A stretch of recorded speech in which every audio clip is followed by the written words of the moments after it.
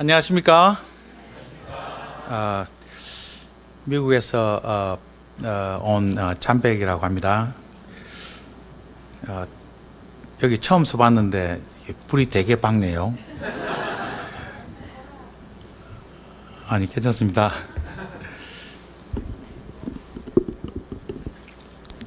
오늘 말씀의 제목은 요셉에게 꿈을 주신 하나님입니다. 요절 말씀은 6절과 7절입니다. 다 같이 이 말씀을 읽겠습니다. 시작. 요셉이 그들에게 이르되 청하건대 내가 꾼 꿈을 들으시오. 우리가 밭에서 곡식단을 묶더니 네 단은 일어서고 당신의 단은 네 단을 둘러서서 절하더이다. 첫째, 요셉에게 꿈을 주신 하나님. 야곱은 4명의 아내와 12명의 아들들 그리고 1명의 딸이 있었습니다. 첫째 아내 레아와 둘째 아내 라헬은 질투와 경쟁심으로 늘 서로 다투고 있었고, 다른 두 아내는 레아와 라헬의 몸종 출신으로 눈치만 보고 있었습니다. 이런 집안 분위기 때문에 야곱의 12아들들은 서로 섞여서 부딪히며 살아가고 있었습니다. 야곱은 20년 동안 하란에서 라반의 양을 쳤는데 첫 7년을 마치고 난 후 레아와 라헬을 아내로 맞았고, 다시 7년을 더 일하면서 10명의 아들과 마지막으로 요셉을 얻었고, 그 후 다시 6년을 더 라반의 양을 치며 그렇게 하란에서 20년을 다 채운 후 마침내 가나안 땅으로 돌아왔습니다.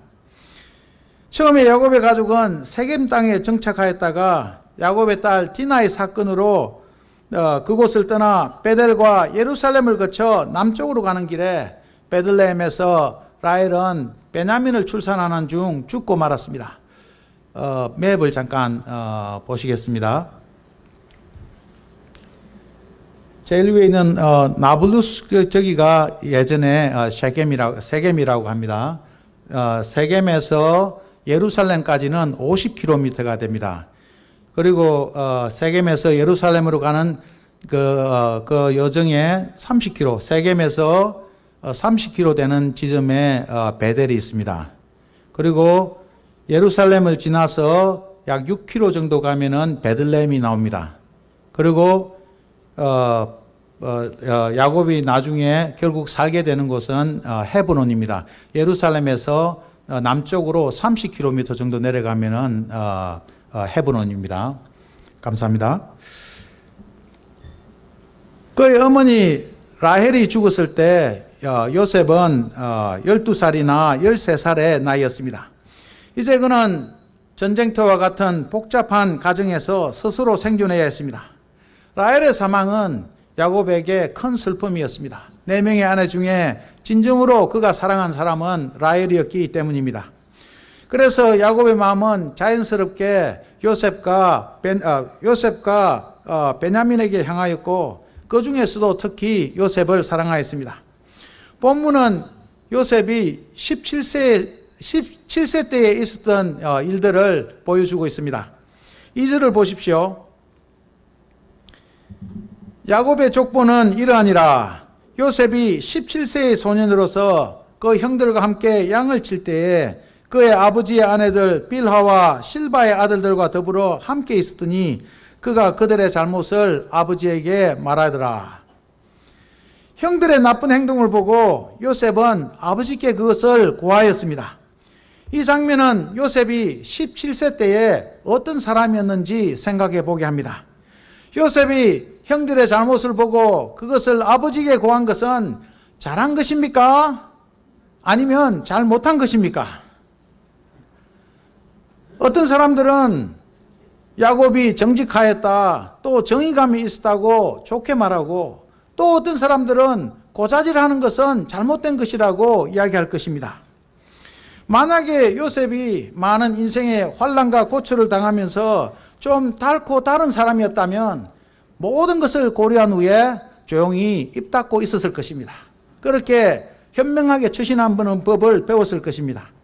그러나 요셉은 그런 사람이 아니었습니다. 닳고 다른 사람이 아니라 순수한 사람이었습니다.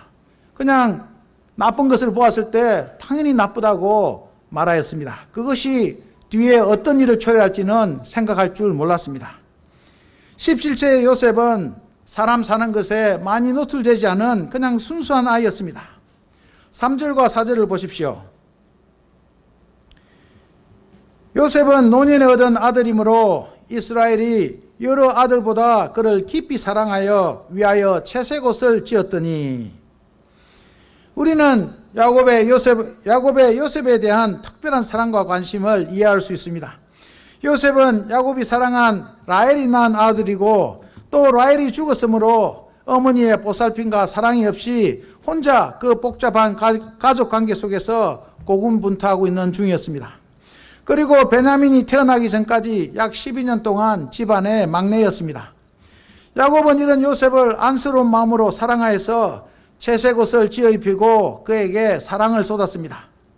그러나 그렇게 대놓고 특별 대우를 하니 야곱의 이런 편향된 사랑 표현으로 인하여 그 형제들은 마음이 너무 힘들었습니다. 4절은 말합니다. 그의 형들이 아버지가 형들보다 그를 더 사랑함을 보고 그를 미워하여 그에게 편안하게 말할 수 없었더라. 여기서 그에게 편안하게 말할 수 없었더라 라는 것을 NIV 영어 성경에서는 They could not speak a kind word. 요셉을 너무 미워해서 한마디 따뜻한 말, 한마디 칭찬하는 말, 한마디 친절한 말을 할 수 없었습니다. 불가능했습니다. 형들이 자신을 이렇게 대할 때 요셉은 눈치 보이고 그의 마음은 얼마나 불편하고 힘들었겠습니까? 이런 상황 가운데서 어느 날 요셉이 한 꿈을 꾸게 되었습니다. 그 꿈이 너무도 실제적이었고 엄청난 것이어서 요셉이 형들에게 말했습니다. 청하건대 내가 꾼 꿈을 들으시오. 우리가 밭에서 곡식단을 묶더니 내 단은 일어서고 당신들의 단은 내 단을 둘러서서 절하더이다. 그러자 그 형들이 네가 참으로 우리의 왕이 되겠느냐, 참으로 우리를 다스리게 되겠느냐 하며 그 꿈과 그 말을 인하여 요셉을 더욱 미워했습니다. 그런데 얼마 후 요셉은 다시 꿈을 꾸고 형들과 아버지께 고하였습니다. 내가 또 꿈을 꾼 적 해와 달과 11별이 내게 절하더이다. 그러자 야곱이 그를 꾸짖었습니다. 내가 꾼 꿈이 무엇이냐? 나와 내 어머니와 내 형들이 참으로 가서 땅에 엎드려 내게 절하겠느냐? 그러면서도 그 꿈을 야곱은 마음에 두었습니다. 왜냐하면 자신의 삶 가운데서 중요한 순간에 하나님께서 꿈을 통하여 그에게 주신 큰 뜻이나 또 위로하는 메시지를 전하셨기 때문이었습니다. 야곱은 혹시나 이 꿈들이 하나님께서 요셉에게 두신 큰 뜻을 보여주는 것이 아닌가 여겨 마음에 두었습니다. 요셉의 이 꿈 때문에 형들은 그를 더욱 미워하며 질투하였습니다. 요셉은 자신이 이런 꿈에 대해서 이야기하면 형들이 불편해할 것이라는 것을 알고 조심했어야 했습니다. 그러나 막둥이로 아버지의 사랑을 받으면서 자라서 그런지 눈치가 없었습니다. 그는 다만 신나서 자신의 그 놀라운 꿈에 대해서 이야기하였습니다. 그것도 2번이나 했습니다. 형들은 너무도 화가 나고 질투도 났습니다. 이것을 볼 때 요셉은 순수하였지만 내면이 아직 성숙하지 않은 그냥 어린 10대였습니다. 하나님은 요셉을 크게 높이시고 귀하게 사용하고자 계획하셨습니다. 그리고 요셉이 아직 여전히 어리고 세상 물정 모를 때에 그에게 두신 놀라운 계획을 꿈을 통하여 알려주셨습니다. 이 2분의 꿈을 통하여 요셉도 하나님께서 자신의 삶에 대해 위대한 계획을 갖고 계신 것을 어렴풋이 느낄 수 있었습니다. 하나님께로부터 온 이 꿈이 너무도 귀하여서 이 꿈을 항상 마음에 간직하고 있다가 22년 후 자신이 39살이 되었을 때 자신의 형들이 그 앞에 엎드려 절하는 것을 보고 이 꿈을 기억하였습니다. 여러분 혹시 22년 전에 여러분이 무슨 꿈을 꿨는지 기억하는 분 계십니까? 저는 아무 꿈도 기억하지 못합니다. 왜냐하면 그 꿈들은 다 개꿈이었기 때문입니다. 그러나 요셉은 22년이 지난 후에도 그 꿈을 기억했습니다. 이것은 그 꿈이 보통 꿈이 아니라 하나님께로부터 온 꿈이었기 때문입니다. 이것은 그 꿈이 그의 심령에 깊이 박혔기 때문입니다. 자기 자신은 아직 아무것도 내세울 것 없는 그저 형들에게 멸시받는 자로 보다가 삶에 대해서 아직 어떠한 방향이나 계획이 없다가 그냥 형들하고 티격태격하고 시간을 보내고 있던 어느 날 하나님께서 자신의 삶에 대해 위대한 꿈을 갖고 계신다는 것을 깨닫게 되었을 때 그 기분이 어떠했을까요? 당장에 바뀐 것은 없었지만 그것은 요셉에게 신선한 충격이었고 한편으로는 자신도 위대한 사람이 될 수 있다는 인생의 큰 그림이 그려지고 인생의 목표가 되었습니다. 이 꿈은 무엇을 위해 어떻게 살아야 할지 모르던 철부지 소년의 삶의 방향이 되었으며 힘이 되었으며 소망이 되었습니다. 요셉에게 꿈을 주신 이 하나님은 어떤 분이십니까? 하나님은 우리에게 하나님의 그 놀라운 계획과 비전을 보여주셔서 우리로 하여금 우리의 삶에 대해 놀라운 가능성을 보고 우리 인생에 대해 꿈을 꾸게 하시는 분이십니다. 하나님은 자녀 한 명 없는 75세의 아브라함에게 너는 복의 근원이 될지라 하시며 아브라함으로 하여금 자신의 인생에 대해 놀라운 꿈을 꾸게 하셨습니다. 요엘서는 성령께서 임하시면 자녀들은 예언하고 청년들은 환상을 보며 나이 든 사람들은 꿈을 꾼다고 하였습니다. 예언, 환상, 꿈 이것들은 다 현실에 매여 살아가던 사람들이 미래에 있을 것을 바라보며 그것을 향해 나아가는 역사가 성령으로 인하여 성령으로 말미암아 일어나는 것을 말해주고 있습니다. 예수님은 인생의 목적과 방향을 몰라 고민하던 갈릴리 어부들에게 나를 따르라 내가 너희로 사람을 낚는 어부가 되게 하리라 하시며 그들로 하여금 그들 인생에 대한 놀라운 꿈을 보게 하셨습니다. 물고기를 잡아 겨우 먹고 사는 그런 시시한 인생이 아니라 사람을 낚는 위대한 인생을 사는 그 꿈을 보게 하셨습니다. 예수님은 또 우리에게 너희는 가서 모든 족속으로 제자를 삼아 내가 너희에게 분부한 모든 것을 가르쳐 지키게 하라 명령하셨습니다. 이 명령이 우리의 가슴에 뿔을 당기지 않습니까? 너희는 가서 모든 족속으로 제자를 삼으라. 아프리카 사람들, 러시아 사람들, 미국 사람들, 유럽 사람들, 중국 사람들, 북한 사람들, 모든 사람들, 부자들, 가난한 사람들, 핸섬한 사람들, 못생긴 사람들, 키 큰 사람들, 키 작은 사람들, 이 모든 사람들로 제자를 삼으라. 이런 삶이 정말 신나지 않겠습니까?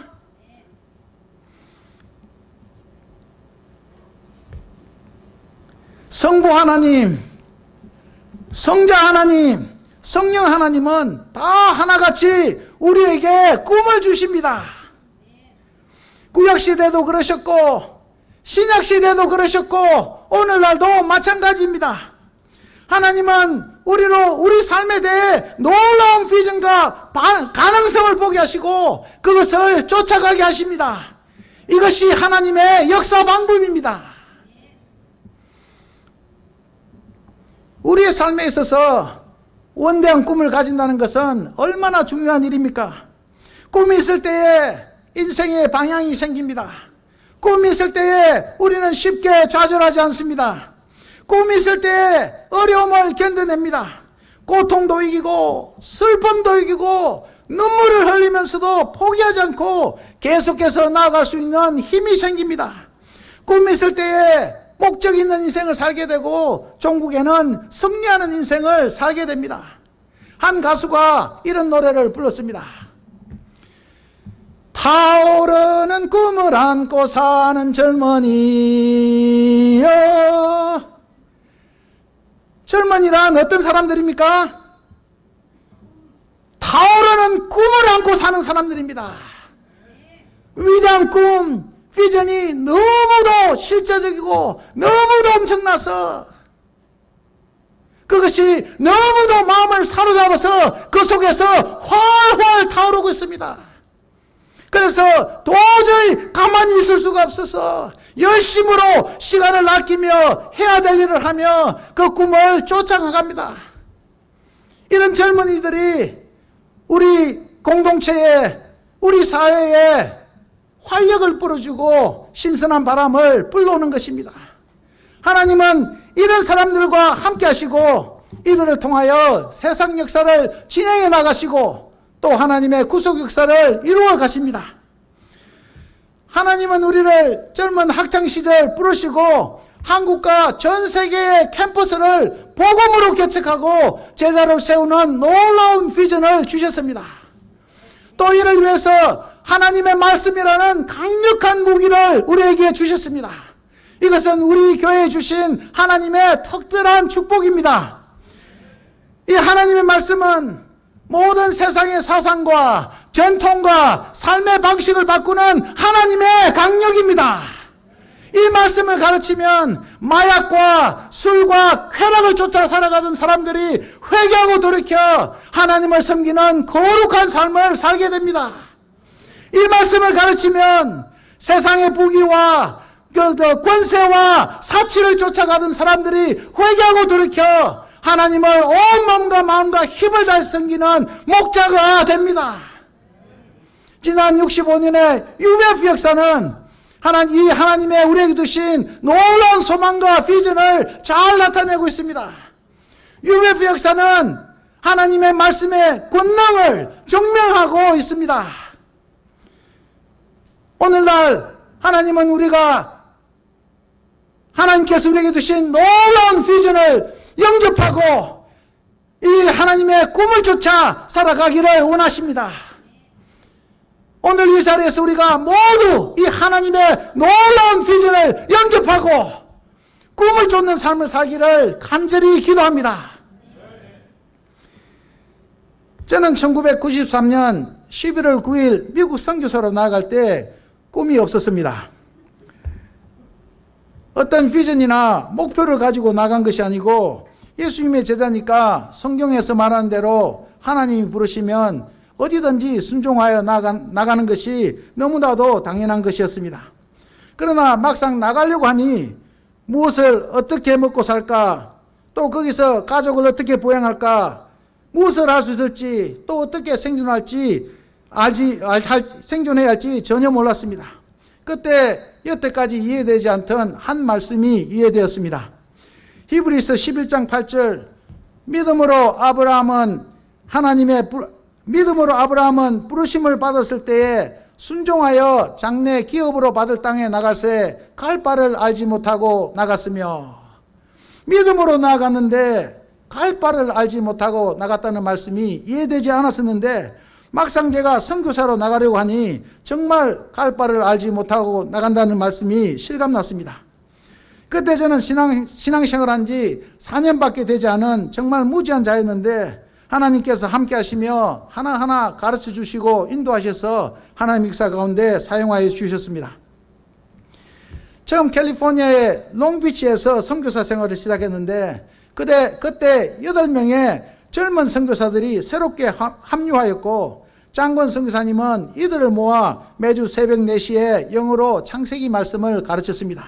하나님은 이 창세기 말씀 공부를 크게 축복하셨습니다. 창세기 1장 1절 태초에 하나님이 천지를 창조하시니라. 1장 31절 하나님이 그 지으신 모든 것을 보시니 보시기에 심히 좋았더라. 하나님은 이 말씀들을 새롭게 들려주셨습니다. 그때 저는 이런 말씀을 듣고 변화되지 않을 사람이 없다라는 큰 확신을 갖게 되었습니다. 그래서 말씀 공부가 끝난 후 며칠을 끙끙대며 엉터리형으로 창세기 1강 영어 노트를 준비했습니다. 그래서 마침내 창세기 1강 영어 노트가 준비됐을 때 저는 너무 만족하며 그레이스 선교사에게 제가 만든 창세기 노트를 보여주었습니다. 자랑 삼아 보여주었습니다. 그런데 그레이스 선교사도 자기도 창세기 노트를 만들었다며 제게 보여주었습니다. 제가 확인해 보니 제 것보다 더 좋아서 제 거는 버리고 다시 창세기 1강 노트를 만들었습니다. 이렇게 만든 노트를 가지고 1대1로 미국 학생들을 가르쳤더니 몇몇 양들이 은혜를 받고 계속해서 성경 공부를 하게 되었습니다. 그중 한 명 라울 피시맨이 예수님의 제자로 자라났습니다.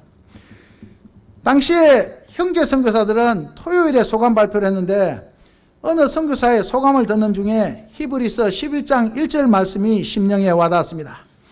믿음은 바라는 것들의 실상이요 보지 못하는 것들의 증거니.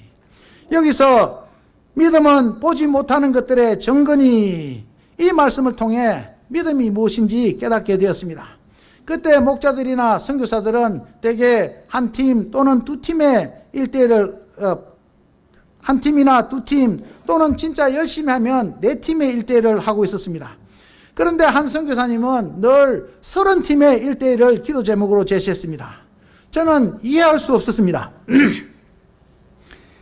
만약 7팀의 일대를 기도 제목으로 제시하고 이를 위해서 정말 밤낮으로 열심히 하면 가능성이 있어 보였지만 30팀의 일대를 한다는 것은 그냥 기도 제목일 뿐이라고 생각했습니다. 그 당시의 상황에서 30팀의 1대1은 제가 보지 못하던 것, 감히 상상조차 할 수 없는 것이었습니다. 그러나 그 선교사님의 눈에는 30팀의 1대1이 가능해 보였던 것이었습니다.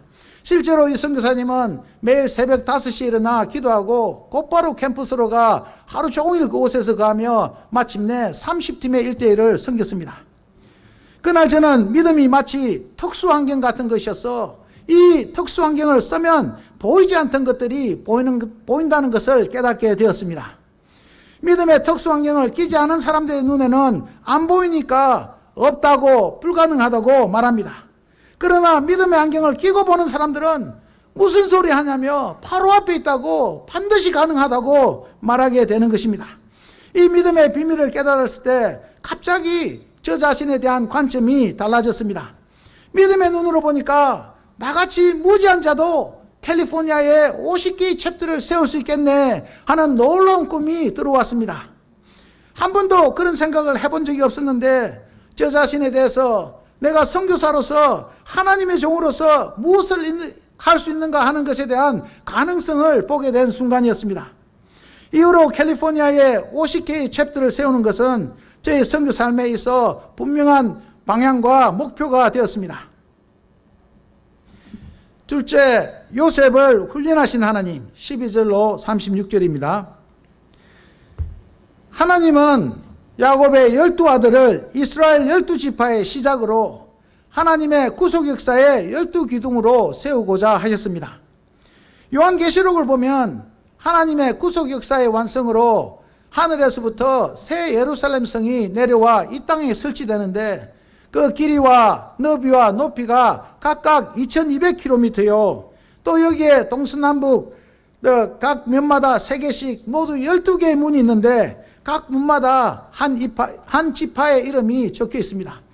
하나님의 구속 역사의 시작도 12지파, 하나님의 구속 역사의 완성도 12지파로 하나님은 그려내고 계신 것입니다. 이처럼 이스라엘 12지파를 하나님은 만민군 역사의 큰 근간으로 삼고자 계획하셨습니다. 그러나 요셉의 형들은 이기적이고 육신적이고 인간적이어서 하나님께서 쓰실 수가 없었습니다. 질투와 경쟁심으로 그들의 막내 동생도 사랑할 수 없는 자들이었습니다. 하나님은 이들을 포기하지 않으시고 이들을 변화시켜서 하나님 역사의 위대한 통역자들로 세우고자 하셨습니다. 이 목적을 위해서 그들이 그토록 시기하고 미워하던 막내 동생 요셉을 먼저 훈련하시고 영적인 사람으로 키우고자 하셨습니다. 진정으로 하나님께서 요셉에게 두신 뜻은 12지파로 대변되는 하나님의 구속 역사의 큰 줄기를 만들어내는 지극히 크고 원대한 것이었습니다. 하나님은 이런 큰 계획을 아직 10대 소년이었던 어린 요셉에게 두 꿈을 통하여 나타내셨습니다. 그러나 요셉은 아직 너무 어려 이런 하나님의 뜻을 깨닫기 어렵고 다른 사람들을 생각할 줄 몰랐습니다.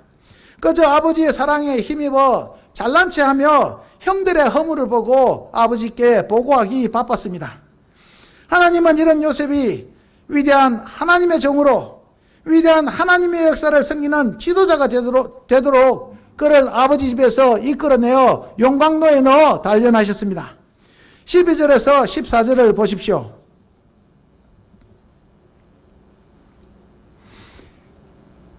어느 날 헤브론 골짜기에 살고 있던 야곱이 세겜에서 양을 치고 있는 형들의 안부를 살피고 오도록 요셉을 심부름 보냈습니다. 헤브론에서 세겜까지는 직선으로 80km가 됩니다. 17살의 요셉이 사실 감당하기에는 쉬운 길이 아니었습니다. 요셉은 아버지의 방향에 순종하여 3일 정도 도보 여행 끝에 세겜에 도착하였습니다. 그러나 당시에는 내비도 없고 셀폰도 없고 또 요셉은 세겜에 자주 온 것도 아니었습니다. 그래서 세겜까지는 왔지만 형들이 어디에 있는지 알 수 없었습니다. 그래서 형들을 찾아 뜰에서 방황하고 있는데 마침 친절한 그 동네 분이 그의 형들이 도단으로 갔다고 알려주었습니다. 세겜에서 도단까지는 북쪽으로 24km가 됩니다. 그래서 요셉은 다시 24km를 걸어서 마침내 도단에서 형들을 만났습니다. 여기서 우리는 요셉이 어떤 사람이었는지 볼 수 있습니다. 17세의 나이대에 그는 80km의 심부름도 잘 다녀오는 책임성 있고 순종적인 사람이었습니다. 또 집에서 놀고 자고 먹으며 뚜리디 직종을 꺼려하고 쉬운 길만 택하고 사는 게으르고 안일한 사람이 아니라 열심으로 손발을 놀리며 어렵고 힘든 일도 어찌해서든지 해내는 성실맨이었습니다. 중간에 어려움이나 예기치 않은 장애물이 닥쳐올 때도 포기하지 않고 열심으로 맡은 바 직분을 완수하는 사람이었습니다. 그런데 여기까지 오느라 힘을 다한 요셉이 오는 것을 멀리서 본 형들의 반응이 어땠습니까? 18절에서 20절을 보십시오. 요셉이 그들에게 가까이 오기 전에 그들이 요셉을 멀리서 보고 죽이기를 꾀하여 서로 이르되 꿈꾸는 자가 오는도다. 자, 그를 죽여 한 구덩이에 던지고 우리가 말하기를 악한 짐승이 그를 잡아먹었다 하자. 그의 꿈이 어떻게 되는지를 우리가 볼 것이니라 하는지라. 그들은 자신들의 막내 동생을 죽이자고 작당했습니다. 마치 배달은 재벌 이색 안에 암투를 보는 것 같습니다. 질투는 살인을 초래합니다. 창세기 4장에서 가인은 아벨이 자신보다 더 의로움으로 인하여 질투하여 마침내 아벨을 살해하고 맙니다. 잠언 14장 30절은 말합니다. 평온한 마음은 육신의 생명이니. 마음을 평온하게 가지면은 그것이 육신의 생명이 됩니다. 영생하도록 솟아나는 샘물이 되진 않지만 최소한 육신의 생명은 됩니다. 그래서 항상 평온한 마음을 가지시기를 바랍니다. 그래서 늘 좋게 생각하고 늘 긍정적으로 생각하시기를 바랍니다. 평온한 마음은 육신의 생명이나 시기는 뼈를 썩게 하느니라. 왜 사람들은 질투합니까? 자기를 중심으로 보고 자기를 높이고자 하기 때문입니다. 우리는 다른 사람들과 비교하며 시기 질투하지 말고 하나님의 주권을 영접하고 하나님과 함께 기뻐하는 사람들이 되어야겠습니다. 하나님의 뜻이 흥황해질 때 하나님의 사람들과 함께 기뻐하고 하나님의 이름이 수욕을 받을 때 슬퍼하고 분노하는 하나님 중심의 사람이 되어야겠습니다. 형들이 요셉의 피를 흘리고자 할 때 그들 중 맏형인 르우벤이 그들을 막아 요셉을 죽이지 말고 광야 구덩이에 던지자고 제안했습니다. 그는 요셉을 그들의 손에서 구원하여 아버지에게 돌아가게 하고자 하였습니다. 요셉이 형들에게 이르자 그 형들이 그의 채색 옷을 벗긴 다음 구덩이에 던졌습니다. 24절은 말합니다. 그를 잡아 구덩이에 던지니 그 구덩이는 빈 것이라. 그 속에 물이 없었더라. 그 속에 물이 없었더라. 이 표현은 요셉이 광야 그 구덩이에서 목마름으로 고통받은 것을 말해줍니다. 그 구덩이에서 요셉은 형들에게 울며 간구하였습니다. 형들, 왜 그래요? 나를 꺼내줘요. 목말라요. 물을 좀 주세요. 그는 이 상황이 이해되지 않아 너무나 혼란스럽고 무섭고 슬펐습니다. 형들이 왜 이렇게까지 하는지, 왜 이런 일이 자신에게 일어나야 하는지 도무지 이해할 수 없었습니다. 형들은 너무나 야속하고 비열했습니다. 그러다가 식사 때가 되어 형들이 앉아서 음식을 먹다가 눈을 들어본 적 한 무리의 이스마엘 사람들이 낙타들의 향품과 유향과 모략을 싣고 애굽으로 내려가고 있었습니다. 이것을 보고 유다가 자기 형제들에게 말하였습니다. 우리가 우리 동생을 죽이고 그의 피를 덮어둔들 무엇이 유익할까? 자, 그를 이스마엘 사람들에게 팔고 그에게 우리 손을 대지 말자. 그는 우리의 동생이요 우리의 혈육인이라 하며 형제들이 동의하였습니다. 결국 이들이 언 20개에 요셉을 이스마엘 사람들에게 팔매 그 상인들이 요셉을 데리고 애굽으로 갔습니다. 거기서 요셉은 바로의 신하 시위대장 보디발에게 노예로 팔렸습니다. 이후 요셉의 형들은 요셉의 옷을 취하고 수염소를 죽여 그 옷을 피해 적시고 아버지 야곱에게 보여주었습니다. 야곱이 그것을 알아보고 내 아들의 옷이라 악한 짐승이 그를 잡아먹었도다. 요셉이 분명히 찢겼도다 말하며 자기 옷을 찢고 굵은 배로 허리를 묶고 오래도록 아들을 위하여 애통하였습니다. 자녀들이 그를 위로하려고 했지만 야곱은 위로받기를 거절하고 내가 슬퍼하며 서울로 내려가 아들에게로 가리라 하며 요셉을 위하여 울었습니다. 요셉은 아버지 집에서 사랑받고 인정받는 막둥이로 살다가 갑자기 피를 나눈 형제들에게 봉변을 당해 죽임을 당할 뻔했다가 결국 노예로 팔려 생명부지 애굽 사람 집에 노예가 되었습니다. 그 인생이 180도 달라졌습니다.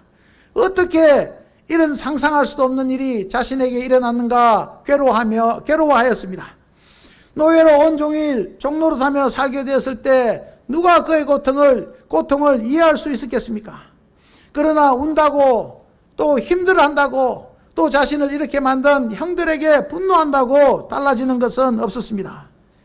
이 기간 그의 삶은 하나님께서 요셉과 함께 하셨다라고 증거하고 있습니다. 인생이 잘 풀리고 승진하고 행복한 가정일 때가 아니라 모든 것을 잃어버리고 가장 밑바닥에서 노예로 살고 있을 그때에 하나님은 요셉과 함께 하시며 그 뜻을 이루어가고 계셨습니다. 하나님의 위대한 소망 가운데 하나님은 13년 동안 사람 막대기와 인생 채찍으로 요셉을 연단하셨고 이를 통해서 요셉은 하나님께서 쓰실 만한 자로 빚어지고 있었습니다.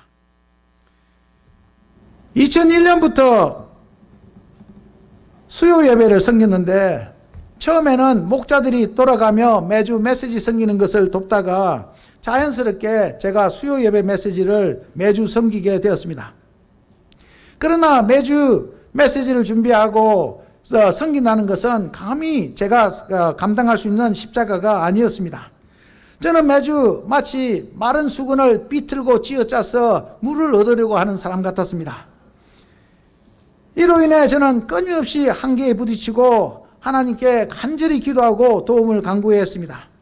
저는 그렇게 매주 큰 벽을 마주치고 있었습니다. 이런 상황이 1년 이상 지속되자 저는 심신이 너무 쇠약해져서 누가 한마디 조그만 부정적인 말만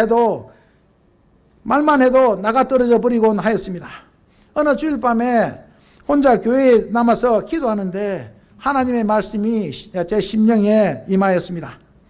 내가 그리스도와 함께 십자가에 못 박혔나니 그런즉 이제는 내가 사는 것이 아니요 오직 내 안에 그리스도께서 사시는 것이라.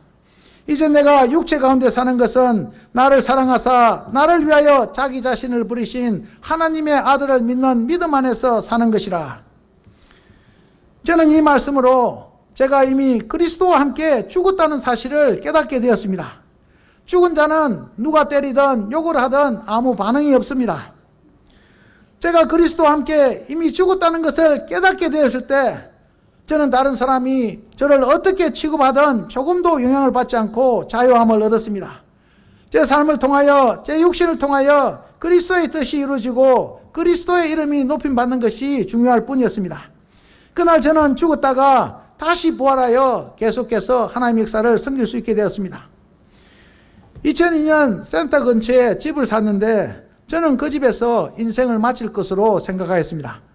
그러나 하나님은 다른 계획을 가지고 계셨습니다. 하나님은 2004년 여름부터 새롭게 엘카미노 칼리지에서 개척 역사를 시작하게 하셨습니다. 가을학기 내내 1대1 말씀 공부로 양들을 섬기고 이들 중 말씀에 잘 반응하였던 3명을 모아 겨울방학동안에 창세기 특공대를 하였습니다. 봄학기가 시작되자 이들은 곧바로 하나님 역사에 동참하여 양들을 1대1 성경 공부로 섬겼습니다. 2006년은 이들이 제자로 또 제 동역자로 자라나는 시간이었습니다. 2007년부터 본격적인 제자 양성 역사가 일어나 주일 예배가 10명에서 20명, 30명, 40명, 50명, 60명으로 2010년이 되자 70명이 되었습니다. 이때 저는 더욱 겸손하며 조심하며 기도에 힘써야 했었습니다. 그러나 저는 사단의 역사에 대해 무지하였고 또 게을러 제대로 기도하지 못하였습니다. 2010년 사단의 역사로 제자들 중 절반이 떨어져 나갔습니다. 70명 하던 주일 예배가 35명이 하니까 정말 황량하였습니다. 이것은 저희들에게 큰 충격이었습니다. 이런 가운데 2011년 UBF 50주년 기념식 후 우리는 300팀의 1대1을 섬기고자 기도하고 도전하였습니다. 매주 20팀의 1대1을 섬기는 10명 이상의 바이블 스터디 워리어스, 성경 공부 용사들이 세워지고 마침내 하나님은 1대1 300팀 기도 제목을 이루어 주셨습니다. 2015년이 되었을 때 우리는 다시 70명에서 80명의 주일 예배를 회복하였습니다. 사단의 역사로부터 회복하는데 딱 5년이 걸렸습니다. 그리고 2015년 여름 수양에서 큰 성령의 역사가 있었습니다. 수양회 후 곧바로 주일 예배에 20명이 더 늘어나 매주 95명에서 100명이 참석하였습니다. 그러나 2년 후 다시 사단의 역사로 업앤다운을 반복하다가 현재는 매주 주일 예배에서 85명에서 95명이 참석합니다. 대부분은 제자들입니다. 이미 충분히 준비된 종들입니다. 하나님께 온전히 헌신되어 1대1 역사를 자발적으로 희생적으로 섬기고 있습니다. 하나님께서 이들을 통하여 캘리포니아에 50개의 챕터를 세워주시기를 기도합니다. 하나님이 주신 꿈은 하나님이 친히 이루어 주신다는 것을 체험하였습니다. 결론입니다. 하나님은 직장에서 평생을 씨름하거나 또는 자녀들을 뒷바라지하며 소시민으로 살 수밖에 없는 우리들에게 꿈을 주시고 그 꿈을 쫓아 살아가게 하십니다. 진실로 하나님은 소망의 하나님, 비전의 하나님이십니다. 우리의 삶에 두신 하나님의 비전을 영접할 때, 하나님의 소망을 영접할 때 우리는 삶에서 우리를 훈련하시고 연단하시는 하나님의 손길을 발견하게 됩니다. 인생은 짧고 정말 속히 갑니다. 한 번 결정하면 후딱 30년이 지나갑니다. 목자님들 그렇게 생각하지 않으십니까? 한 번 결정하면 그냥 30년이 훌딱 지나갑니다. 20대의 청년 여러분들, 지금 한 번 결정하면 다음 30년이 눈 깜짝할 새에 지나갑니다. 우리 모두가 하나님께서 우리에게 두신 놀라운 소망과 비전을 영접하고 꿈을 쫓는 삶을 살기를 간절히 기도합니다. 한마디, 하나님은 꿈을 주시고 친히 이루어 주십니다. 다 같이 기도하시겠습니다. 감사하신 하나님 아버지, 하나님께서 의미 없이 살아가던 저희들을 찾아오시고 우리에게 하나님의 그 놀라운 소망과 비전을 보여주셔서 우리로 하나님의 꿈을 쫓는 하나님의 비전을 쫓는 그런 삶을 살게 하셔서 진심으로 감사를 드립니다. 아버지 하나님, 이 시간 저희가 새롭게 하나님께서 우리에게 주신 그 비전을 영접하고 새롭게 하고 그 비전을 쫓아 살아가는 꿈을 주는 삶을 살기를 간절히 소원합니다. 우리와 함께 해주시고 그 꿈을 이루어 주시옵소서. 감사하고 예수님의 이름으로 기도드렸습니다.